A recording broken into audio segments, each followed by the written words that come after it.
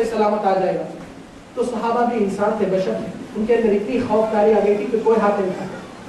نبی صلی اللہ علیہ وسلم پھر دوبارہ کہتے ہیں کہ تم میں سے کون جا کر ان کی خبر لے کر آئے گا اور اس کی جان آنے کی گارنٹی دیتا ہوں اور اس کی جنت کی خوشخبری دیتا ہوں.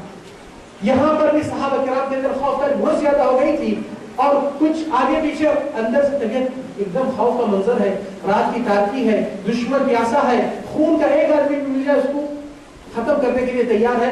آخری میں نبی صلی اللہ علیہ وسلم کو متعین کرنا پڑا. حذیفہ کہتے ہیں تو رسول اللہ میرے طرف دیکھ کر بولے اے حذیفہ اٹھو تم جاؤ.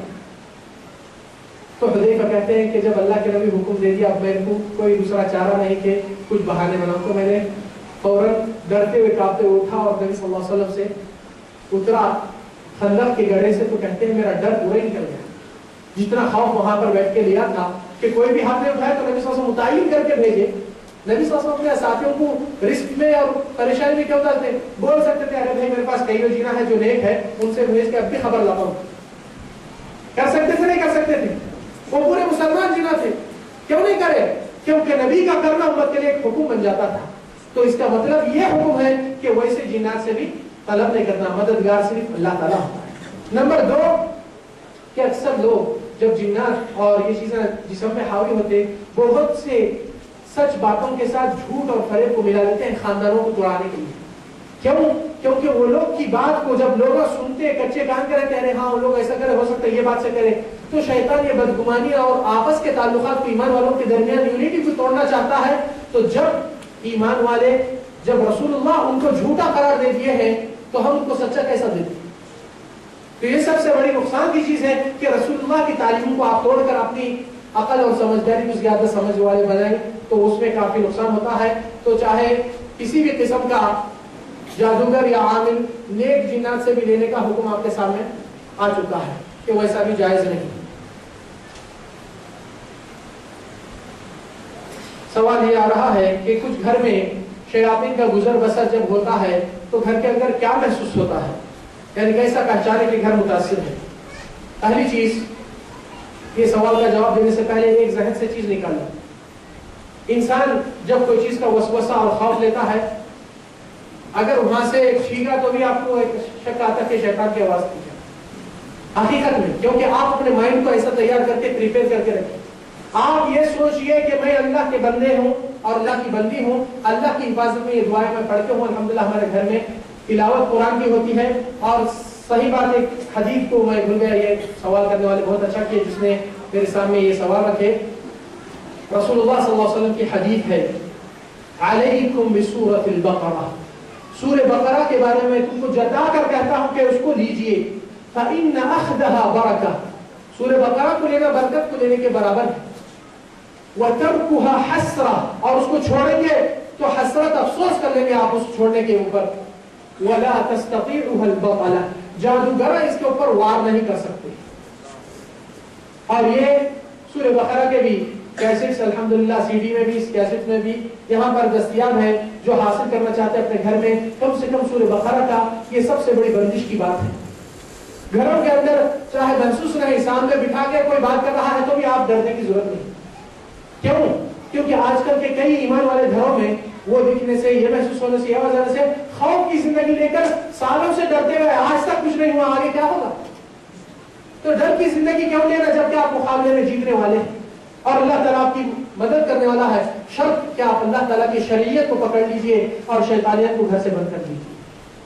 اگر یہ چیز کا اختیار آپ کے پاس ہے تو گھر میں محسوس ہونا مختلف امور محسوس ہوتے، مگر ضروری نہیں ہے کہ وہ چیز محسوس ہونے سے آپ ایک ریاکشن خوف کا لیں. آپ سوچئے کہ گھر میں میرے آواز نہیں آ رہی تو بھی اگر آئیں گی تو بھی اس کو سدھار کے رکھوں گی میں.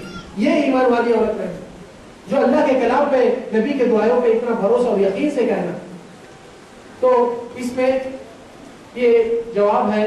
اور جس کو بھی یہ سورہ بقرہ کے تعلق سے یہاں پر بھی الحمدللہ اس کے موجود ہو گئے کیسٹ اور سی ڈی، ابھی اس میں بھی چٹھی آ گئی تھی.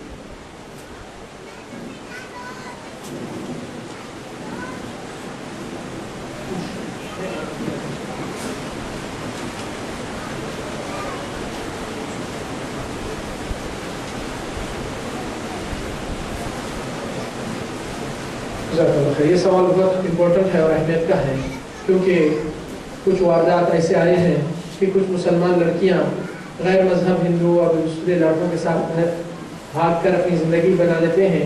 تو کیا ایسا ہو سکتا ہے کہ کالجوں میں کچھ لڑکے ایسی جادو کر کے بچوں کو اپنے خوابوں میں کر لیں؟ ہم ابھی شہر کے اقسام میں ایک شہر کے بارے میں ذکر کرے تھے جو کہ وہ جادو سے بیوی اپنے شوہر کو اپنے قبضے میں کر سکتی ہے مگر جہنم سے نہیں بچ سکتی، اور ایمان کا سودا کرنے کے بعد کوئی چیز باقی نہیں رہتی، نہ شوہر رہیں گا، نہ ایمان رہیں گا، نہ دنیا رہیں گی، نہ کچھ رہیں گا. تو یہاں پر یہ ایسے جادوਆਂ جو ہندوازم میں یا دوسرے مذاہب سے لے کر ایسے کر کے عورت بچوں کے دماغ کو زائل کر کے اس کو کنٹرول میں لے سکتے ہیں. غافلوں کے اوپر یہ بہت چلتا ہے جو اللہ رسول کو نہیں جانتے، نماز اور حجاب اور حیا اور پردہ نہیں رکھتے. ایسی غفلت میں وہ غفلت کی سزا ان کے اوپر بہت بری بھاری پڑ جاتی ہے. خاندان والے بچی کو سب تعلیم دے سکے، اچھی سے اچھی ڈگری، اچھے سے اچھے کالج میں ایڈمیشن دلا سکے، ایک سے ایک ٹیوشن دلا سکے، مگر رسول اللہ کی دعا حفاظت کے لیے نہیں سکھا سکے. بہت شرم اور معیوب بات ہے کہ ساری خاندان کی عزت صرف ایک چھوٹی لاپرواہی کی وجہ سے، بلکہ بہت بڑی لاپرواہی ہے کہ نبی کے دعائیں نہیں سکھایا جائے اور نبی صلی اللہ علیہ وسلم کی حفاظت کا جو امت کے لیے آپ صلی اللہ علیہ وسلم پیش کرتے رہے وہ باتوں کو آپ ذرا بھی توجہ نہیں دے کر پرواہ بھی نہیں کریں گے تو اللہ تعالیٰ آپ کی بھی پرواہ نہیں کرے گا، ادھر بھی آپ جا کر ہلاک ہو جائیں گے. تو ایسوں کے لیے ضروری ہے کہ ایسے شر اور واقعات جو پھیلتے جا رہے ہیں اور معاشرے کے اندر عزتوں کے اوپر اور ایمان سے بے ایمانی کی زندگی میں چلے جا رہے ہیں یہ بچیاں یا بچے، حقیقت میں لوگ کو دیکھنا چاہیے کہ ایمان باللہ اور اللہ تعالیٰ جو حفاظت کا سامان رکھا اس عقل ادنا شے کو بھی نمازوں کی تاکید جو آج بچی کا ایگزام ہے اس کو نیند میں سے نہیں اٹھاتے ہیں کیونکہ ایگزام دے کر تھک کر آئی، نماز کا وقت چلا جا رہا ہے تو اللہ کی بڑائی کرنے کا نام نہیں لیتے ہیں. تو ایسے لوگ کب اللہ کی پناہ میں آ سکتے ہیں؟ اللہ تعالیٰ کب ایسوں کی مدد کر سکتا ہے جبکہ یہ لوگ اللہ کی مدد مانگنے سے غافل ہو چکے ہیں. اللہ اعلم.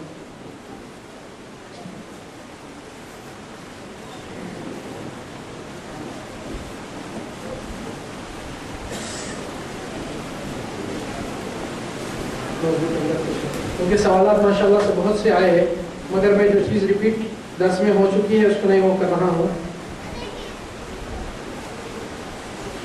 اگر کاروبار پر جادو ہو گئے تو کیا کرنا؟ جادو کاروبار پہ بھی نظر بھی لگ بھی سکتی، کاروبار کے اوپر کچھ کبھی مارکیٹ بھی ڈاؤن ہو جا سکتا. ضروری نہیں ہے کہ ہر چیز کو آپ اس سے ٹالی کریں. میں یہ بھی ذہن میں سمجھاتا ہوں کیونکہ کبھی انسان کی کبھی کچھ غفلت، کبھی مارکیٹ کے اندر کمپٹیشن، کبھی وہ چیزیں بھی ہوتی، اتار چڑھاؤ، فائدہ نفع نقصان یہ تو لگا ہوا ہے. مگر ہمیشہ کا اتار تو دوسرے سمٹمز بھی آپ جھانچ لیے کہ آپ کاروبار میں جتنی الحمدللہ محنت سے کرتے تھے اس کے اندر اگر نقصان ہو رہا ہے اور آپ نہیں کر پا رہے ہیں کنٹرول اور ایسی غفلتیں آپ سے ہو جا رہے ہیں اور ایسے گرا کو آپ اپنے ہاتھوں سے اپنے ذہن سے بحران ہو کر اس کو توڑ رہے ہیں تو وہ الگ سمٹمز ہیں. تو یہ سمٹمز آتے ہیں بعض وقت مگر ضروری ہے کہ صحت سے کبھی انسان کی ترقی اتنا تیزی سے ہو جاتی ہے کہ لوگ کا ٹوکا اس کو وہیں گرا دیتا ہے. تو انسان کو چاہیے کہ سورہ بقرہ کا اہتمام کرے اپنے آفس میں، اپنے گھر میں، اپنے گاڑی میں اور تاکید کرے کہ نبی صلی اللہ علیہ وسلم کے جو دعائیں دیے گئے وہ دعائیں کو پڑھے. اگر صحت کا کچھ اندیشہ ہے تو آپ کے پاس وہاں پر پرچے دیے گئے جس کے ایک سائیڈ میں لیمنیشن کرے ہوئے ہیں پیپر بھی، ایک سائیڈ میں جادو کی آیات جس کو توڑنے کا ہے اور دوسری طرف نظر کے آیات جس سے آپ کو خود پڑھ کے آپ اپنے لیے پڑھ کے کم کر سکتے ہیں اور دوسروں کو بھی، بچوں کو بھی اس اللہ کی پناہ میں لا سکتے ہیں.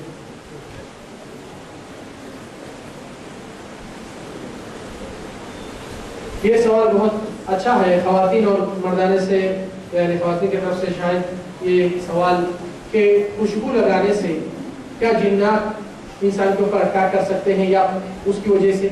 بے شک نبی صلی اللہ علیہ وسلم کے جو بھی اعمال ہیں ہم اس نقطے کو عام طور سے بیان کرے تفصیل میں نہیں گئے تھے. جو عورت اپنے بھاؤں کو تراشتی ہے جبکہ نبی صلی اللہ علیہ وسلم اس کو کھینچنے سے بھی منع کرے اور اللہ کی لعنت کا سبب بنائے تو وہ چیز میں بھی اللہ کی رحمت ہٹ جاتی ہے، لعنت پہ آ جاتے ہیں، شیاطین اس کے اوپر زور ڈال سکتے ہیں. خوشبو لگا کر مردوں کی محفل سے گزرنا یا راستے سے خوشبو لگا کر، عطر لگا کر اس طریقے سے پیش کرنا یہ شیاطین کے لیے تو بہت بڑی دعوت دی جاتی ہے اور موقع ہے کہ انسان جو اللہ تعالیٰ جس چیز سے ممانعت اور نبی صلی اللہ علیہ وسلم تاکید کیے کہ خوشبو جس سے سنگاتے ہوئی جاتی ہے یہ عورت گویا کہ اس نے بدکاری کرنے والوں کی برابر ہو جاتی ہے، یہ نبی کے الفاظ ہیں. تو چاہے نماز کو بھی کیوں نہ جائے مگر ایسی شکل سے اور ایسی خوشبو لگا کر جانا یہ تو بے حد حرمت کی اور فضیلت کی چیز ہے، اور اس سے عطر سے بہت بڑا تعلق ہے جنات کا، اور اس سے بہت جلدی انسان کو اٹیک کرتے ہیں۔ آپ چاہے تو آپ دعائیں پڑھ لے کے وہ چیز کر لے کے اپنے خواتین میں جا رہے ہیں تو اس محفل میں آپ کے لیے کوئی حرج نہیں، واللہ اعلم۔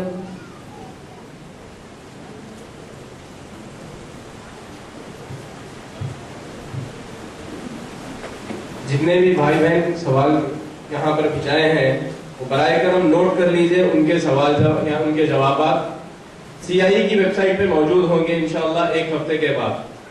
CIE کی ویب سائٹ نوٹ کر لیجئے آپ لوگ،